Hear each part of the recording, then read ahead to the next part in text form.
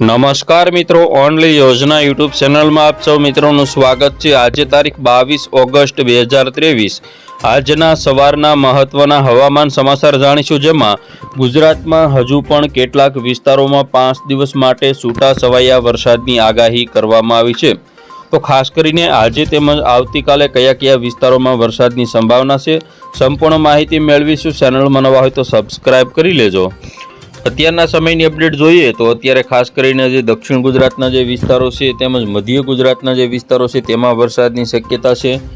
તો બોરસદ આજુબાજુ તેમજ વડોદરા, ડભોઈ, બોડેલી, છોટાઉદેપુર, ચાંપાનેર આજુબાજુના જે વિસ્તારો છે તેમજ ગોધરા, પીપલોદ, દાહોદ પંથકમાં વરસાદની સંભાવના છે। દક્ષિણ ગુજરાતના જે વિસ્તારો છે કોસંબા, વંકલ, સુરત, બારડોલી, તાપી, ઉમરપાડા, ડેડિયાપાડા તેમજ ભરૂચ આજુબાજુના જે વિસ્તારો છે તેમાં પણ વરસાદની શક્યતા રહેલી છે। બીલીમોરા, વલસાડ અને ભવનાથ, અંબોશી, સાપુતારા, ડાંગ, વાંસદા આ બધા વિસ્તારોમાં પણ વરસાદની શક્યતા છે। હવે વાત કરીએ આજે ખાસ કરીને બપોરના સમયની અપડેટ, તો વેરાવળ આજુબાજુના વિસ્તારો હોય, ઉના હોય, મહુવા તેમજ તળાજાના એકાદ બે એવા સ્થળો હોય કે જ્યાં હળવા વરસાદની શક્યતા છે।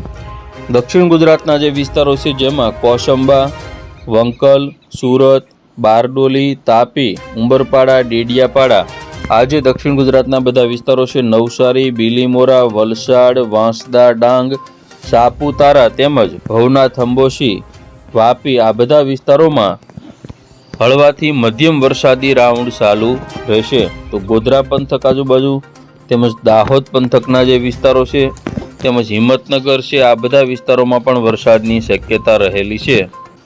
બપોર પછીના સમયની અપડેટ જોઈએ। સાંજના સમયે ખાસ કરીને ડુંગરપુર, દાહોદ આજુબાજુના વિસ્તારો, મહીસાગર તેમજ છોટાઉદેપુર અને વડોદરા આજુબાજુના જે વિસ્તારો છે તેમજ ગોધરા પંથક, મહીસાગર, અરવલ્લી આ બધા જે વિસ્તારો છે, ખેડબ્રહ્મા છે, ડુંગરપુર છે આ બધા વિસ્તારોમાં પણ વરસાદની શક્યતા છે।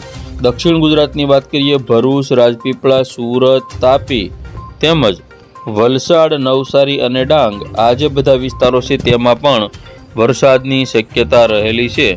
ખાસ કરીને વાત કરીએ તો પાલીતાણા છે, તળાજા છે, મહુવા આજુબાજુના કોઈ વિસ્તારો હોય તેમાં પણ હળવા ઝાપટા પડવાની શક્યતા છે।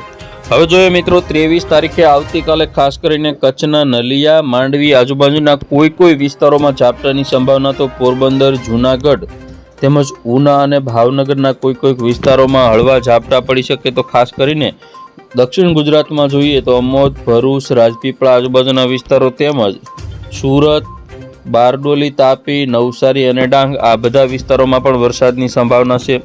વડોદરા આજુબાજુના વિસ્તારોમાં પણ વરસાદની શક્યતા છે। 24 તારીખની વાત કરીએ તો દક્ષિણ ગુજરાતમાં ખાસ કરીને ભરૂચ, રાજપીપળા, સુરત, તાપી તેમજ વલસાડ, નવસારી અને ડાંગના જે વિસ્તારો છે તેમાં હળવાથી મધ્યમ વરસાદી ઝાપટા ચાલુ રહેશે। તો ખાસ કરીને વેરાવળ આજુબાજુના વિસ્તારો છે, ઉના છે, જૂનાગઢ, પોરબંદર આજુબાજુના વિસ્તારોમાં પણ હળવા વરસાદી ઝાપટા ચાલુ રહે તેવી શક્યતાઓ છે। 25 તારીખની વાત કરીએ તો 25 તારીખમાં પણ દક્ષિણ ગુજરાતમાં ભરૂચ, રાજપીપળા, સુરત, તાપી, વલસાડ, નવસારી અને ડાંગ આ બધા વિસ્તારો તેમજ જૂનાગઢ, પોરબંદર, વેરાવળ, ઉના આજુબાજુના વિસ્તારોમાં પણ હળવા ઝાપટા પડવાની શક્યતા છે।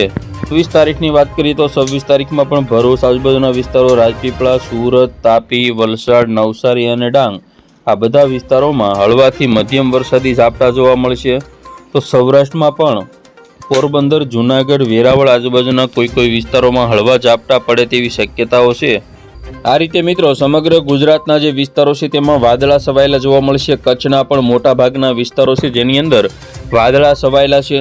તો સૌરાષ્ટ્રમાં ઓખા આજુબાજુના જે વિસ્તારો છે, જામનગર છે, હળવદ, રાજકોટ, જૂનાગઢ, પોરબંદર, ભાવનગર આ બધા વિસ્તારમાં કાળા ડિબાંગ વાદળા છવાયેલા છે। તો ઉત્તર ગુજરાતમાં જોઈએ તો મહેસાણા છે, પાલનપુર, ડુંગરપુર, મધ્ય ગુજરાતમાં અમદાવાદ હોય, વડોદરા હોય, દાહોદ હોય તેમજ દક્ષિણ ગુજરાતના વિસ્તારો જોઈએ તો સુરત, વલસાડ, નવસારી, ડાંગ, તાપી આ બધા વિસ્તારોમાં જે વાદળા છવાયેલા છે તો આ વાદળછાયું વાતાવરણ એવું છે કે તેમાં ભેજ જોવા મળતો નથી, કારણ કે આ જે બધા વાદળા છવાયેલા છે તેમાં ભેજવાળા વાદળો છે.